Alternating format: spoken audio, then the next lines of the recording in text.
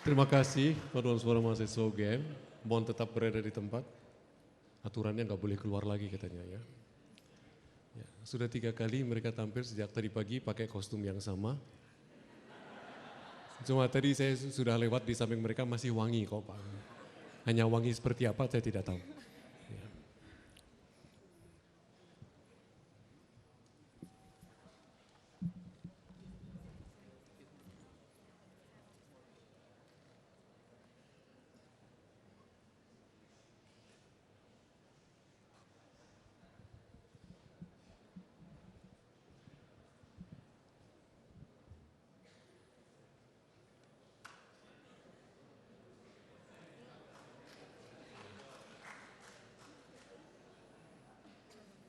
Ternyata mengikuti prinsip polisi, jadi buka tutup sistemnya ya.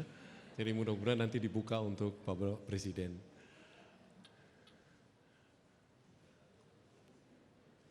Hari ini mungkin teman-teman mahasiswa akan berdiri di sini hanya 10 menit menunggu ya. Dibanding tadi pagi berpuluh-puluh menit ya, luar biasa. UGM memang jauh lebih bagus dibanding Gedung Agung maupun GSP ya. UGM gitu loh. Kita masih menunggu. Dan kelihatannya pada hari ini Presiden ini sambil mengisi acara. Didampingi oleh cukup banyak menteri ya, karena tercatat ada Mensesnek, Menseskap, kemudian Mendikbud, Menkumham, dan Menpan, termasuk Menteri SDM. Ya, luar biasa rombongannya.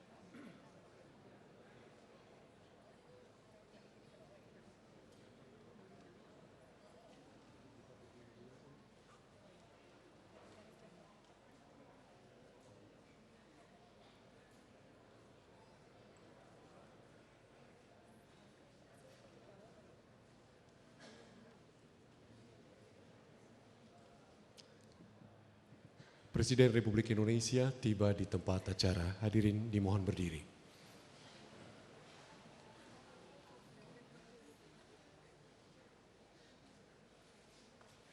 Bapak Ibu, kita sambut Presiden Republik Indonesia Bapak Insinyur Joko Widodo.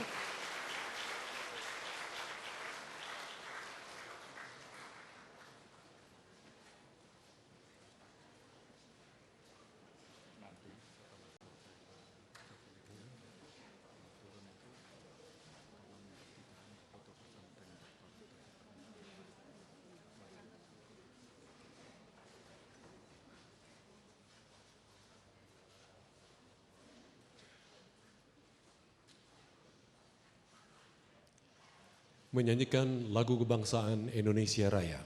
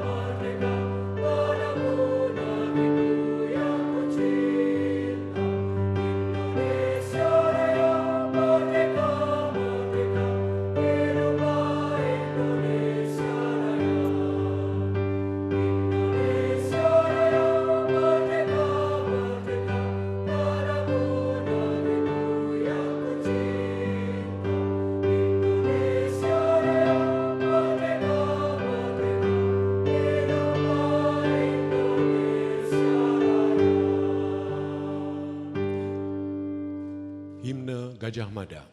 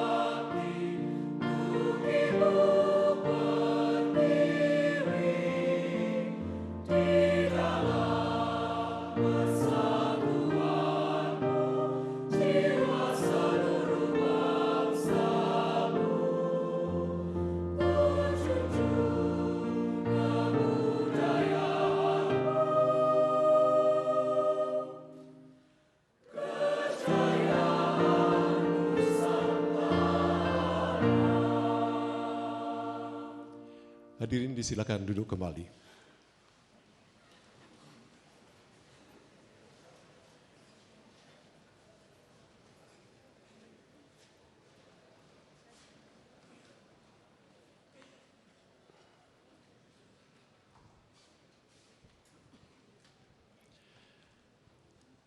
Bapak Presiden yang terhormat, para Menteri, Bapak Ibu, hadirin dan undangan yang berbahagia, dan rekan-rekan mahasiswa yang kami cintai, Assalamualaikum warahmatullahi wabarakatuh.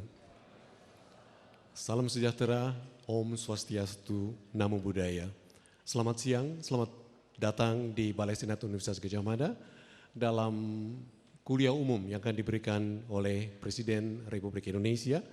Dan acara ini diselenggarakan dalam rangkaian kegiatan Dies Natalis ke-65 Universitas Gadjah Mada. Baiklah Bapak Ibu dan hadirin berbahagia, acara akan segera kita mulai dengan sambutan dari Rektor Universitas Gadjah Mada, Profesor Insinyur Dwi Korita Karnawati, MSc, PhD.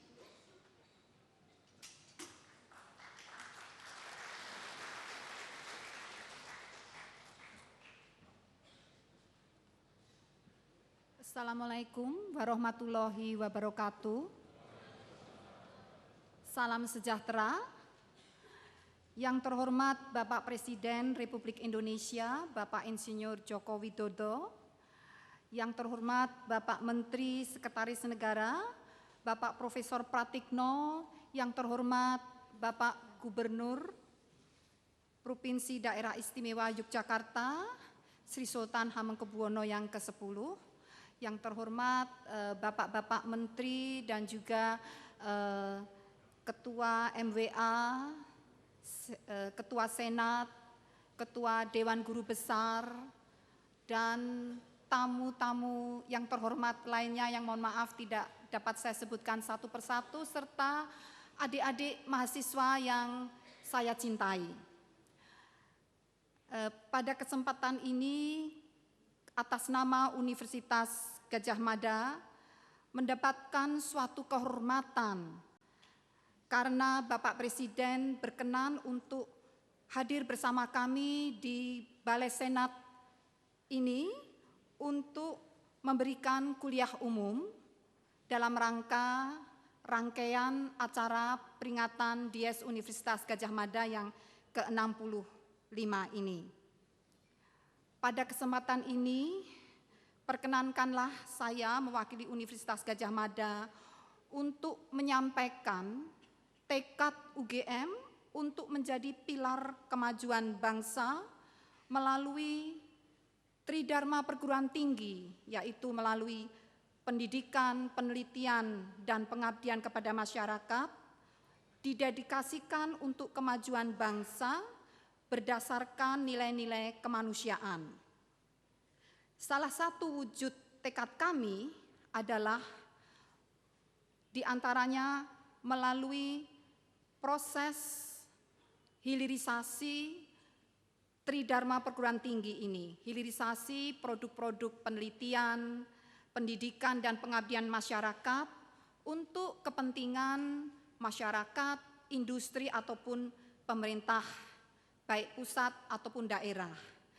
Di antara produk-produk yang telah kami hasilkan, tadi selama makan siang sudah kami sampaikan kepada Bapak Presiden, yaitu misalnya tadi adalah produk alat kesehatan dan produk untuk kesehatan, serta produk untuk teknologi untuk pengelolaan hutan secara multiguna. Jadi tidak hanya hutan untuk kelestarian, tapi juga hutan untuk pangan dan juga hutan untuk energi, hutan untuk ternak.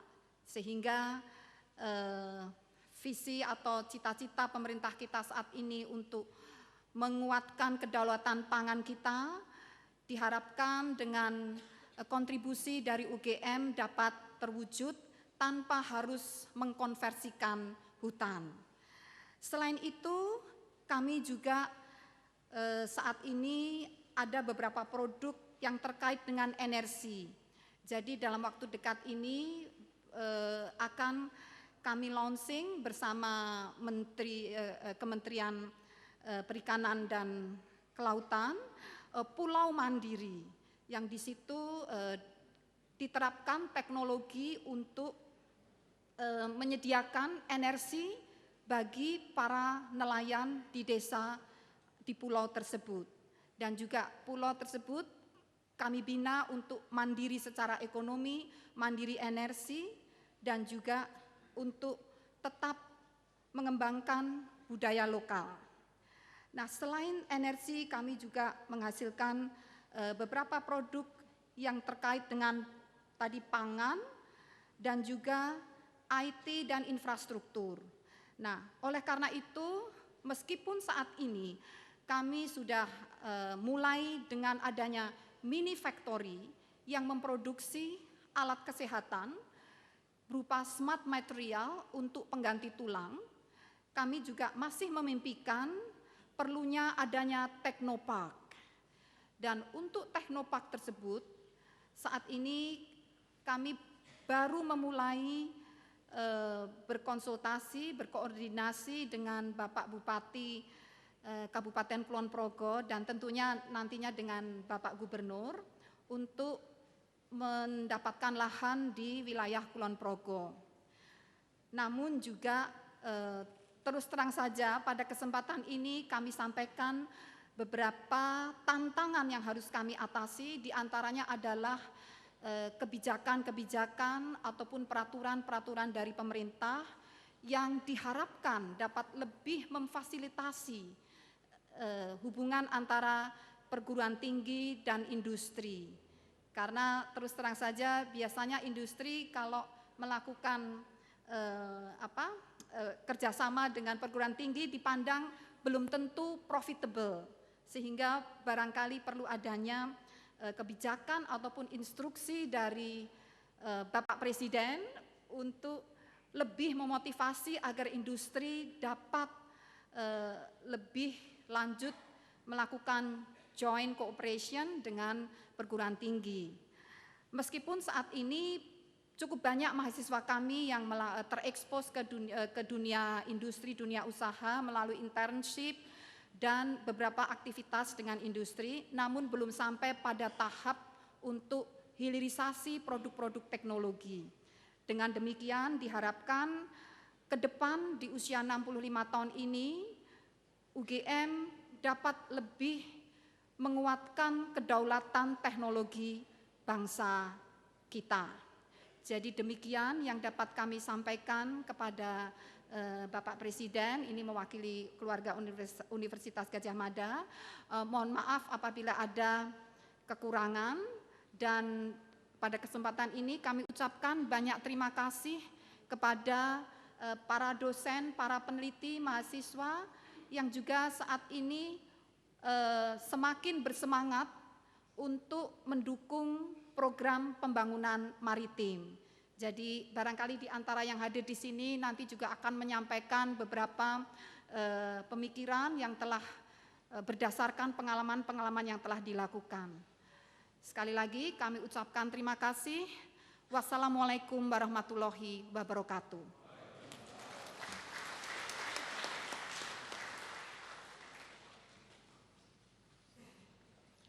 Terima kasih, Bu Rektor. Baru sekali ini kami menyebut Bu Rektor karena baru ada satu perempuan rektor. Baiklah Bapak Ibu hadirin yang berbahagia, kini kita segera mengikuti kuliah umum yang akan diberikan oleh Presiden Republik Indonesia. Kami undang dengan hormat Insinyur Haji Joko Widodo.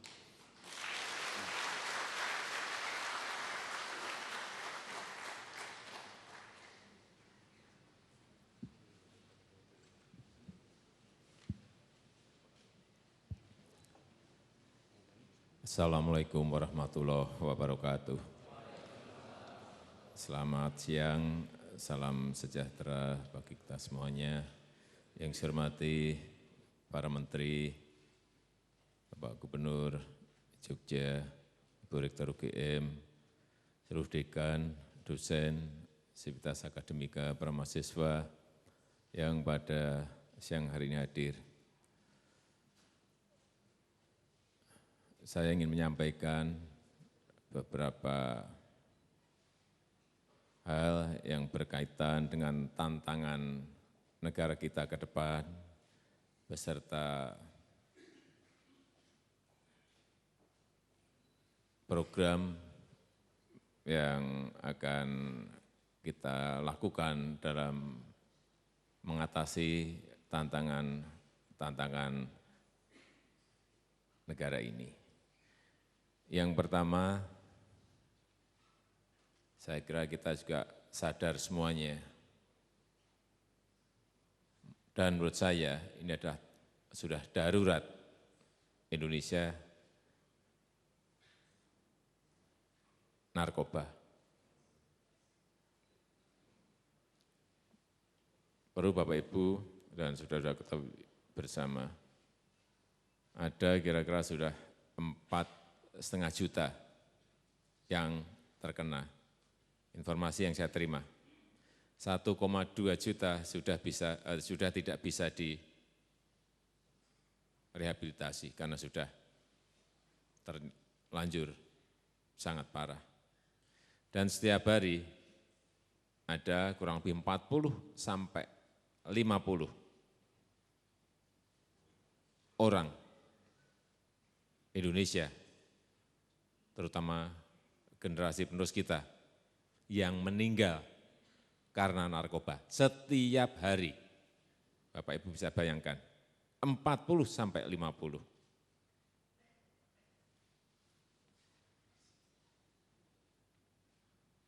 Dan sudah bertahun-tahun ini menumpuk di meja untuk meminta grasi, meminta pengampunan. Ada 64 pengedar berat yang sudah dihukum mati oleh pengadilan. Datang ke meja saya.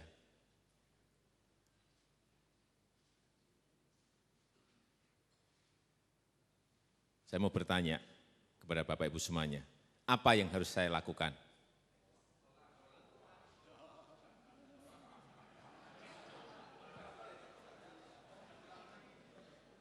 Ini sudah bertahun-tahun tidak segera diputuskan. Saya sampaikan, memang belum sampai di meja saya, tapi sudah muter di istana. Begitu masuk ke meja saya sudah saya sampaikan, tidak ada yang saya beri pengampunan untuk narkoba.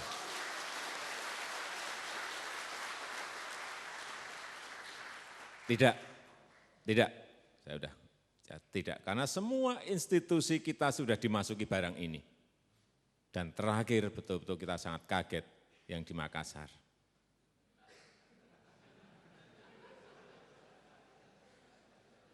Hati-hati untuk juga yang berada di ruangan ini.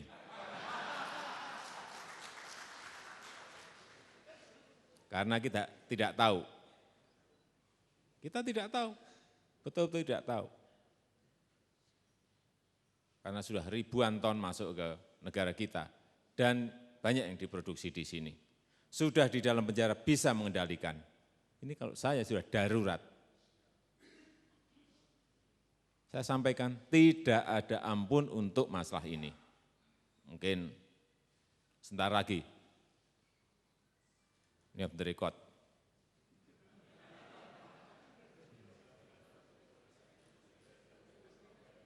Yang mau kita eksekusi. Ya, enggak, saya enggak mau masalah seperti ini kita biarkan. Ini harus dihentikan dan shock terapinya adalah itu tadi. Pertama, masalah narkoba. Yang kedua, masalah korupsi tadi saya kira sudah banyak disampaikan oleh Ketua KPK. Saya tidak ingin menyampaikan lagi. Kemudian yang ketiga masalah wibawa negara. Ini masalah trust, masalah kepercayaan. Saya dilapori oleh Menteri Kelautan dan Perikanan. Pak,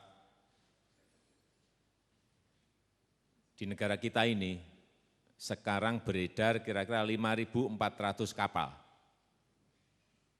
5.400 kapal di seluruh perairan kita.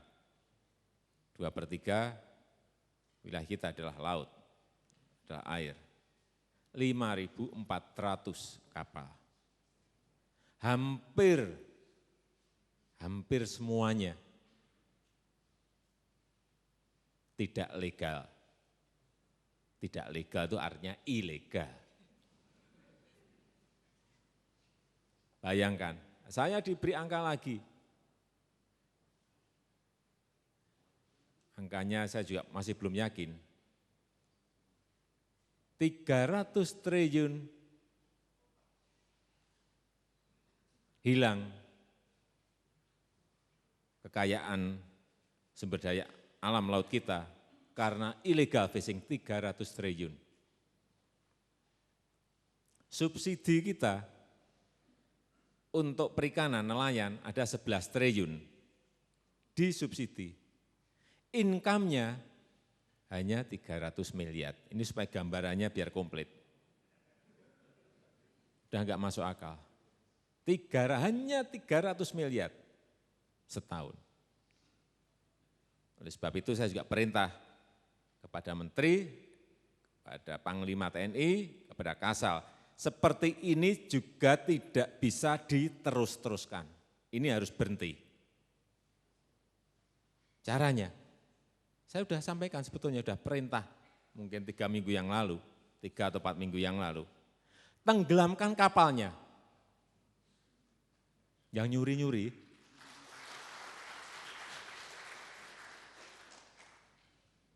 saya tunggu seminggu, 2 minggu enggak ada yang ditenggelamkan. Saya perintah lagi, tenggelamkan. Tidak ada lagi, tapi alhamdulillah kemarin sudah dimulai. Hari apa? Jumat kemarin. Kita ini ragu-ragu terhadap hal-hal yang sudah jelas. Nelayan kita di Australia juga ditenggelamkan kok. Undang-undang kita juga jelas, boleh. Tapi ada prosedurnya. Diperingatkan, si bandel peringatkan, nah sudah, langsung. Tapi nelayannya diambil dulu. Jangan dibleng, langsung nelayannya ikut rame kalau yang itu. Ini saya sampaikan, saya kemarin juga ngomong ke Menteri dan TNI Polri, kok baru 3? Katanya ada 5.400. Sak lari semuanya 3, enggak tahu ada tambahan lagi enggak. Semoga ada tambahan lagi. Biar menunjukkan kita ini daulat. Negara ini punya wibawa. Dan kita tegas mengatasi hal ini. Ya harus seperti itu. Dan dijelaskan, Menteri Luar Negeri saya sampaikan, jelaskan ke negara-negara itu. Ini masalah kriminal, ini masalah pencurian, bukan masalah tetangga-tetanggaan. Beda persoalannya.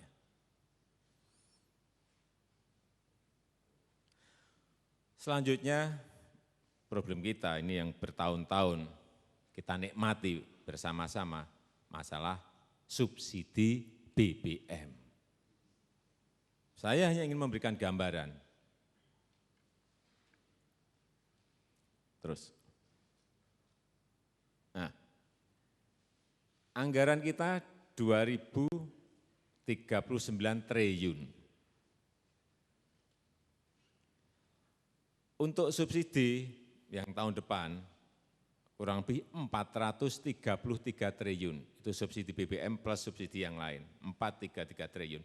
Subsidi BBM sendiri 280 triliun. 280 triliun. Kalau jabatan saya 5 tahun kalikan 5 berarti 1.400 triliun. 1.400 triliun. Yang kemarin juga saya hitung, 10 tahun yang kemarin saya hitung juga subsidi BBM-nya totalnya 1.300 triliun. Tiap hari kita bakar. Hilang. Jadinya apa enggak jelas. Padahal untuk membangun rel kereta api di seluruh tanah air, Jawa sudah, Sumatera, Kalimantan, Sulawesi, Papua, kita ngitung, habisnya hanya 360 triliun. Berarti subsidi BBM itu kalau dipakai dari yang konsumsi untuk konsumsi, dipakai untuk yang produktif, dijadikan raya kereta api setahun jadi. Seluruh tanah air, 280, tambah dikit sudah, karena habisnya hanya 360 triliun. Kita enggak sadar seperti itu. Padahal manajemen distribusi logistik itu di sebuah negara penting sekali. Saya sering contohkan, di sini semen 60-70 ribu, di Papua 2,5 juta. Karena masalah ini tidak dikerjakan. Infrastruktur, transportasi tidak pernah dikerjakan. Kalau dipakai untuk membangun jalan, 1 kilometer tol kita bicara tol, itu habisnya kurang lebih 80 miliar per kilo. Kalau 1.400 kali, berarti kali 12, sudah kira-kira 16.000 kilometer. Seluruh Indonesia sudah komplit jalan tolnya, pakai uang kita sendiri. Tidak usah pakai investasi dari mana-mana. Tapi itu tidak pernah kita lakukan. Karena rezim anggaran kita senang dengan yang namanya subsidi BBM. Dan yang menikmati bukan rakyat yang kebanyakan. 72% adalah yang pegang mobil, Bapak Ibu semuanya. Yang sebetulnya tidak perlu disubsidi. Ini yang kekeliruan yang selanjutnya. Oleh sebab itu, inilah yang ingin kita rubah, kita balik. Subsidi BBM dibalik untuk usaha-usaha produktif. Dari konsumsi menjadi penggunaan-penggunaan yang produktif. Sudah sering saya sampaikan, untuk apa? Benih untuk petani,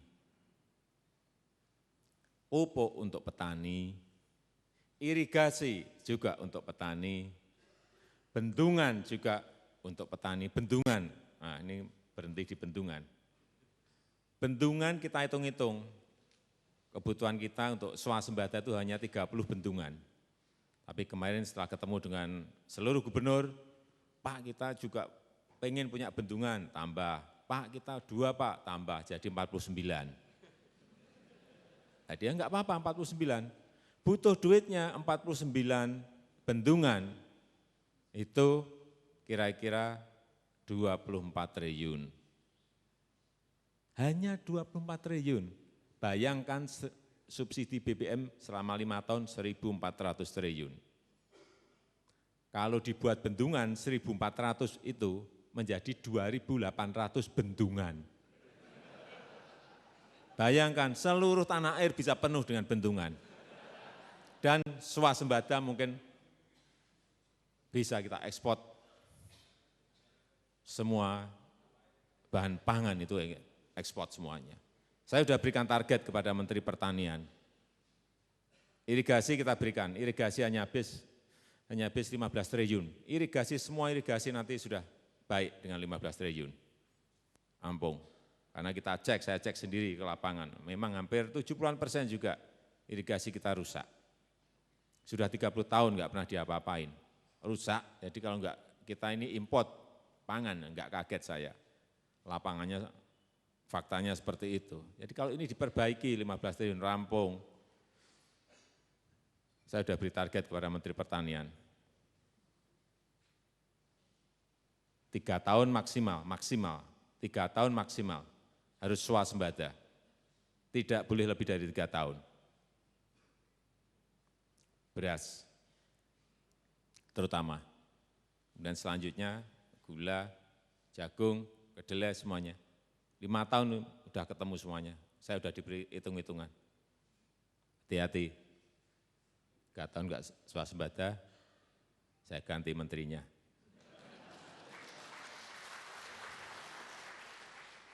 Yang dari Fakultas Pertanian bisa ngantri dulu.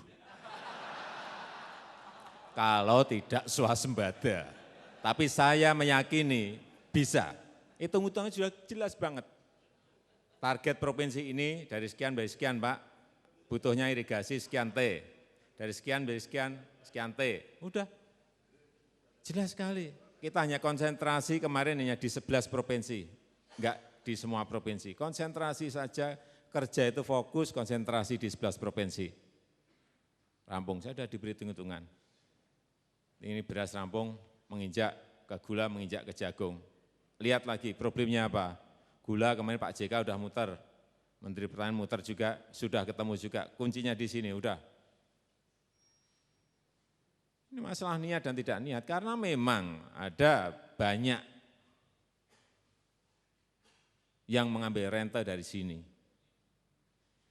Senang import, ada, karena ada yang senang import memang. Ya, enggak, yang di kementerian juga senang memberi izin impor, yang diberi izin juga sama, senang, enggak tahu bahwa petani kita semuanya masuk angin semuanya. Ya gula sekarang coba, gula menumpuk berapa ratus ribu ton. Saya ke Jember kan nangis semuanya. Gara-gara apa sih? Impor, enggak ada yang lain. Impor katanya untuk pabrik makanan minuman, mana di pasar semuanya ada. Saya orang lapangan, jadi jangan ngomong seperti itu. Enggak. Percaya, saya buktikan ada di pasar mana, di daerah mana, di lokasi mana, saya tunjukin, saya bisa menunjukkan itu. Ini problem kita. Tapi saya meyakini, saya sudah menyampaikan juga ke Bulog, siap-siap Bulog, siap hilirisasi dan siap gudang. Karena saya meyakini begitu nanti produksi petani membludak, jangan sampai harga jatuh. Semuanya harus dibeli oleh Bulog. Bisa diekspor, kalau pasarnya memang bisa terima, kalau enggak hilirisasi, jadikan tepung atau jadikan barang jadi yang lainnya, setengah jadi atau barang jadi. Enggak ada jalan yang lain kecuali itu. Saya tuh malu kemarin waktu di ASEAN Summit di Naypyidaw di Myanmar, ketemu Presiden Vietnam, apa coba yang dianukan ke saya? Presiden Jokowi, kapan beli beras kita lagi?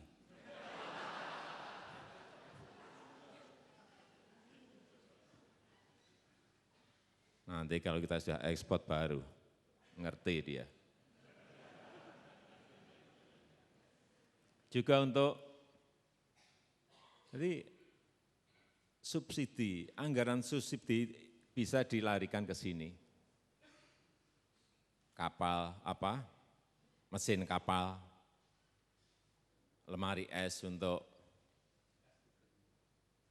nelayan. Ini diperlukan, di lapangan memerlukan. Selain tentu saja fisheries industry memang juga harus digarap, tapi nelayan kita membutuhkan ini.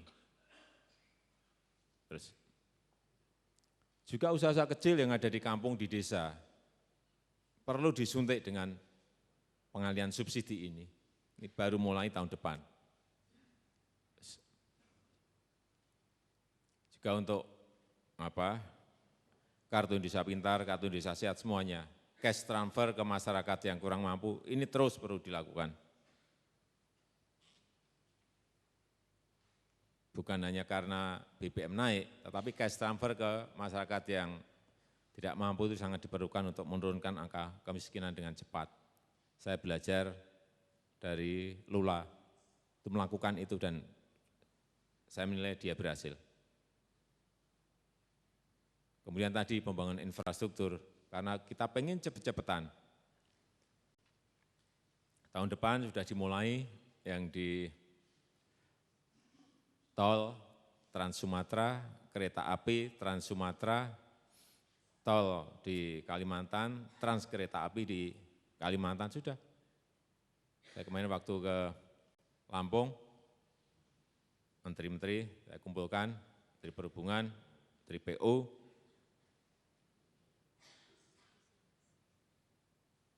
Menteri BUMN, udah menunjuk lokasi dan langsung kita putuskan, udah maksimal Februari harus sudah dimulai.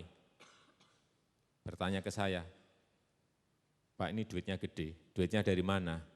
Itu urusan presiden, udah ada perintah pokoknya mulai.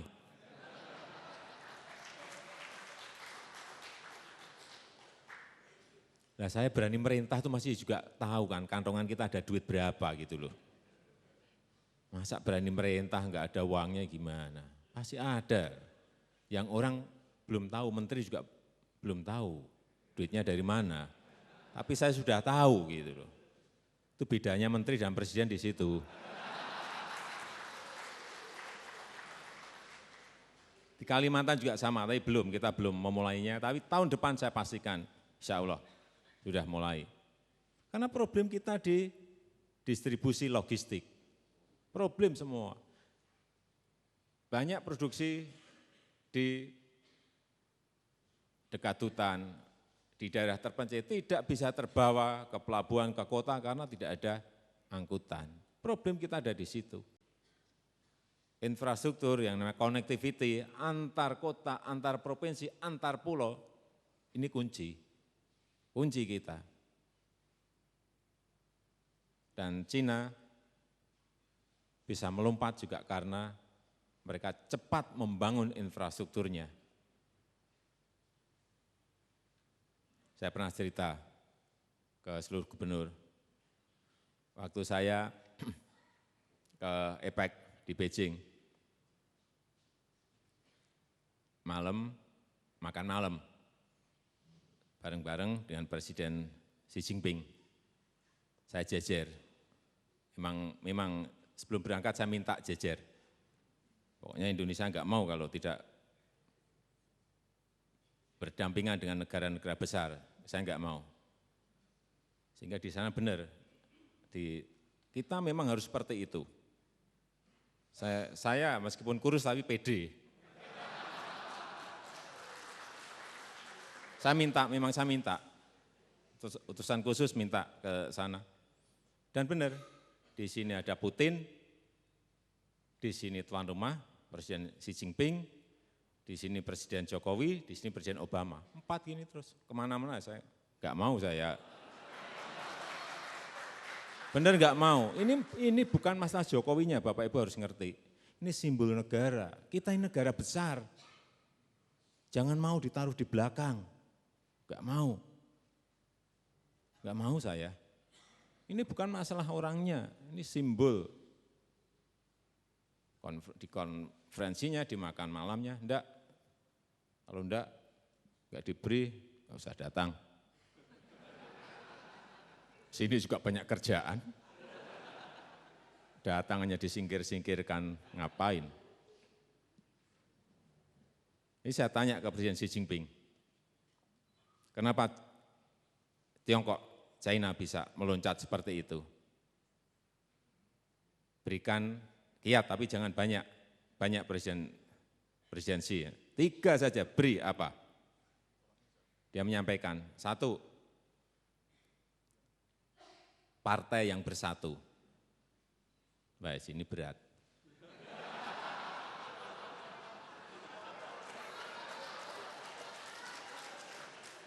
Ya, dia menyampaikan, partai yang bersatu. Terus yang kedua, harus punya visi besar, punya gagasan besar. 50 tahun, 100 tahun, harus punya. Itu. Yang ketiga, infrastruktur bangun secepat-cepatnya. Jangan mikir dari mana duitnya. Ya, dia menyampaikan itu. Karena dengan itu, pertumbuhan ekonomi cepat. Yang sulit hanya yang tadi ini. Yang 2 saya yakin yang 2 ini kita bisa melakukan. Oleh sebab itu kenapa infrastruktur terus kita kejar. Pelabuhan, kita akan bangun 24 pelabuhan. Selalu orang bertanya ke saya, dari mana duitnya? Sudahlah. Saya punya, pokoknya dimulai. Nanti terakhir saya beritahu dari mana. Terus, Pak Menteri jangan dibocorkan. Enggak, nanti kalau dibocorkan nanti menteri-menteri langsung mengajukan anggaran semuanya. Saya mau konsentrasi ke yang mau kita tuju. Tanjung Priok nanti 2017 sudah bisa 15 juta TEUs per tahun terus. Dan yang ini beberapa yang sudah yang potensi yang kita pilih. Tapi ini masih bisa tambah. Terus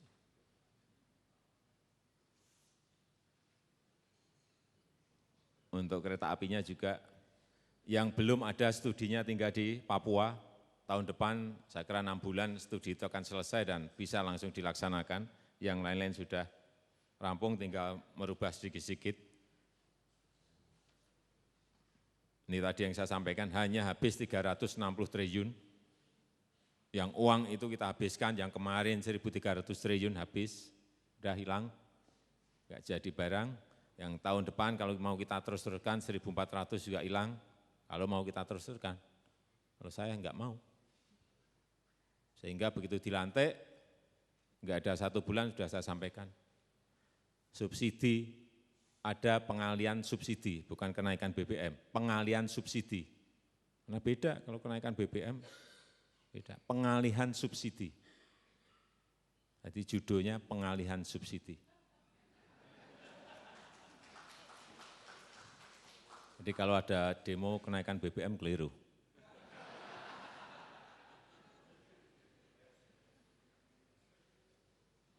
Ya, kalau sudah kita terangkan seperti ini pasti akan terbuka. Bahwa kita memang harus menuju ke sini. Terus. Ya, transportasi massal di kota-kota yang sudah macet itu harus dimulai. Kalau tidak, saya berikan contoh di Jakarta.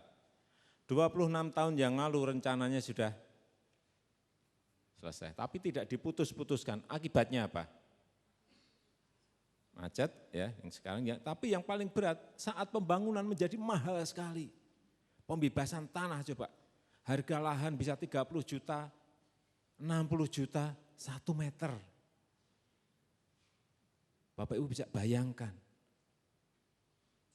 menggusur yang gedung, tambah gedungnya lagi bisa ratusan juta. Harga rel dan harga keretanya juga sudah mahal. Coba kita bangun, diputusin 26 tahun yang lalu.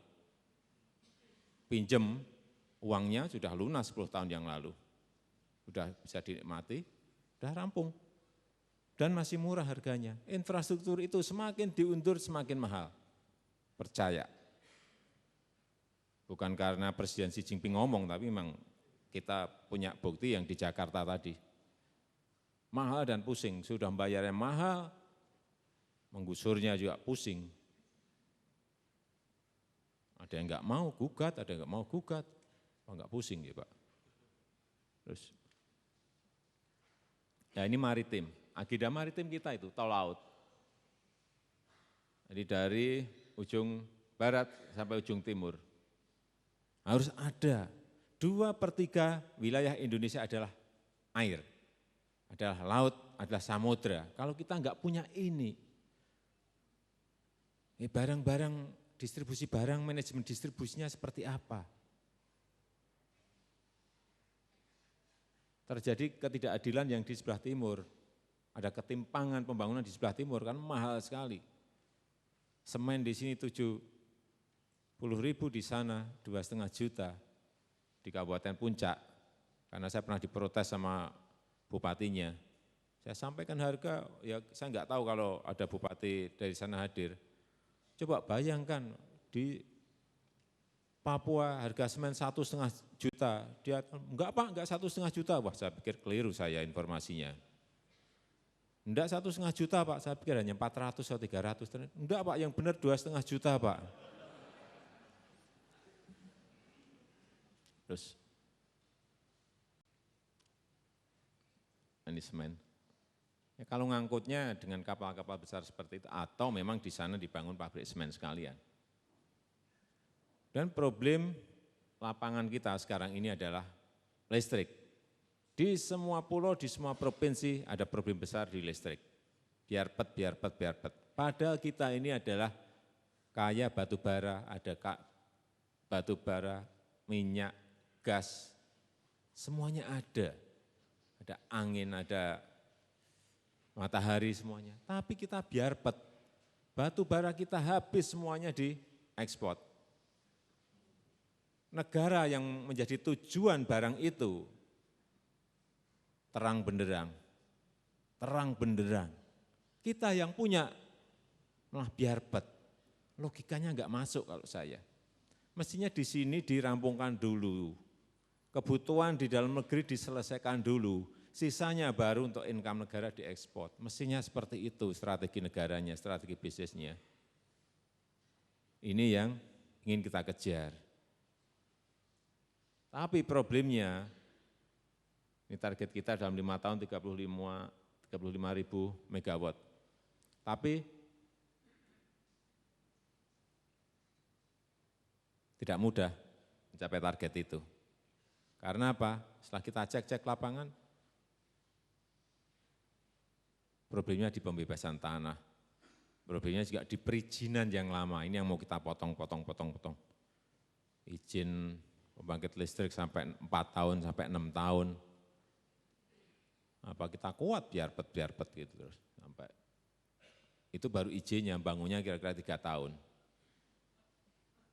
Sehingga ini yang kita kejar terus, siapa yang membuat izin, siapa yang memperlambat izin, mengapa pembebasan tanah menjadi lama, itu yang kita kejar.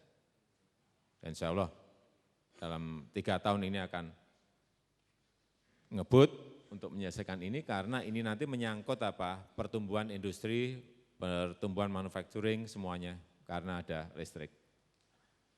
Terus,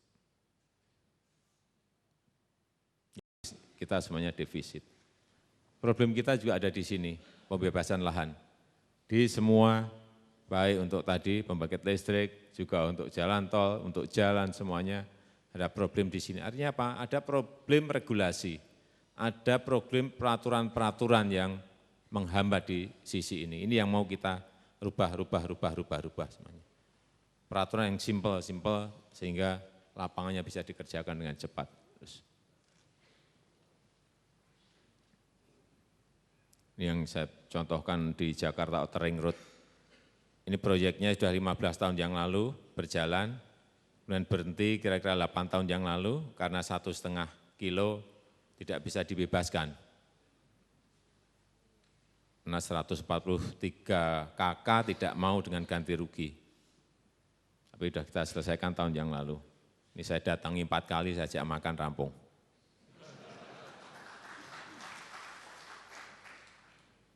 Diajak makan aja selesai. Tapi nunggunya 8 tahun. Ini sekarang sudah selesai, sudah dipakai 7 bulan yang lalu. Terus.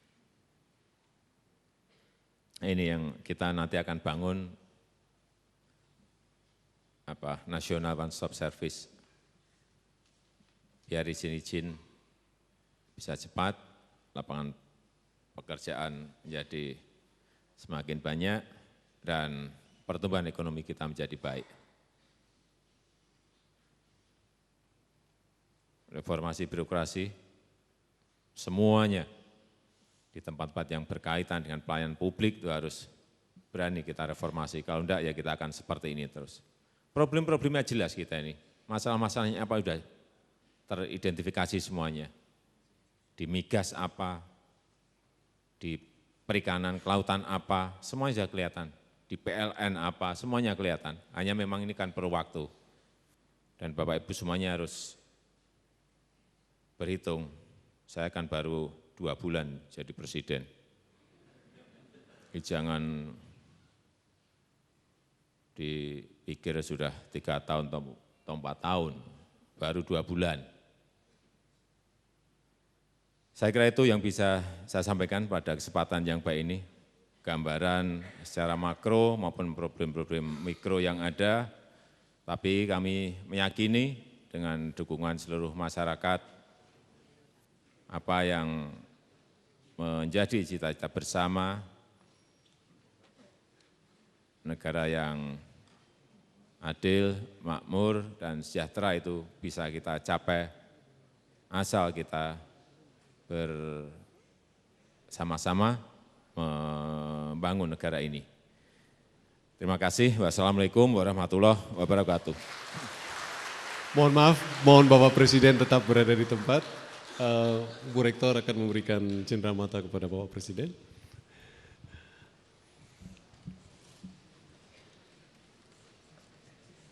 Baru nanti foto.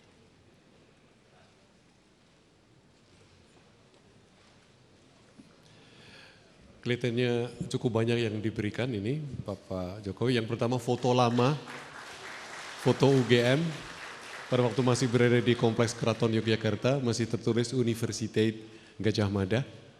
Ini di Ngarso Dalem pasti masih mengingat betul foto ini. Kemudian yang kedua, mohon maaf saya menjelaskan karena tidak melihat ada di dalam kotak. Ini adalah batik, dua batik. Yang pertama adalah karya Profesor Basu Swasta. Beliau adalah yang biru, beliau adalah pelukis batik yang nyambi jadi guru besar Fakultas Ekonomi dan Bisnis. Pak Basu bisa berdiri, mohon maaf, Amerika. Pak Joko penciptanya. Mohon maaf, kemudian yang satu tadi adalah batik yang diberi pewarna alami indigo. Dr. Edia Rahayuningsih penelitinya, apakah hadir? Dari Teknik Kimia Fakultas Teknik, tidak hadir ya. Pewarna indigo. Baik, kemudian berikutnya, nah ini kartu tanda anggota Kagama.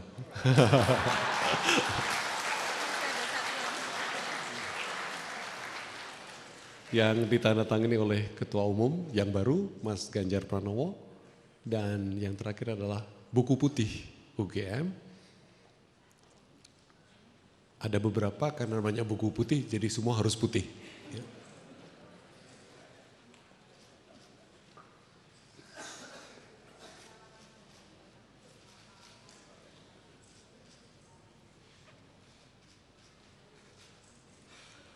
Terima kasih.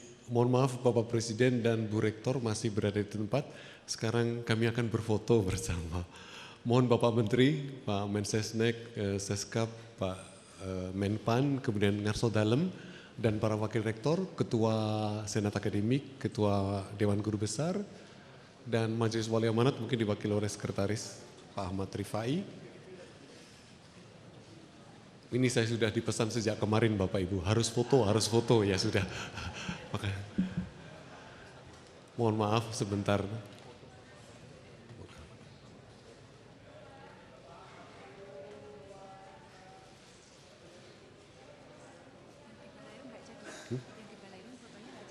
Nanti bisa improvisasi aja. Terima kasih, terima kasih.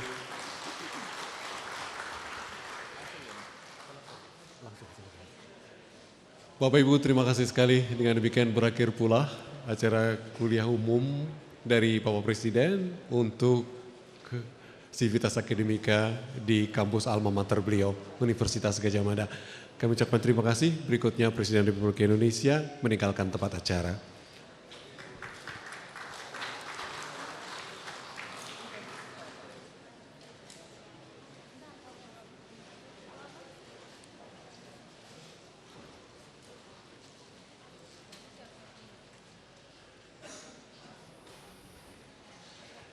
Mungkin Bapak Ibu ingat yang paling kanan yang sebenarnya yang disalami oleh Bapak Presiden, sebelahnya Prof. Ratman adalah Insinyur Kasmujo MS. Beliau adalah mantan dosen pembimbing akademik Pak Jokowi pada waktu di Fakultas Kehutanan.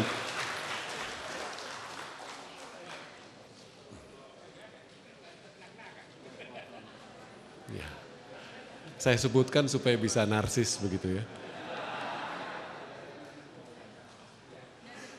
Terima kasih sekali, terima kasih banyak Bapak Presiden, selamat jalan.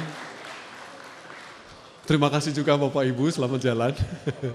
Terima kasih Bapak Ibu, terima kasih atas kehadirannya dan semoga kita bersemangat, tetap bersemangat membangun Indonesia dan optimis menatap masa depan sebagaimana dipaparkan oleh Bapak Presiden tadi.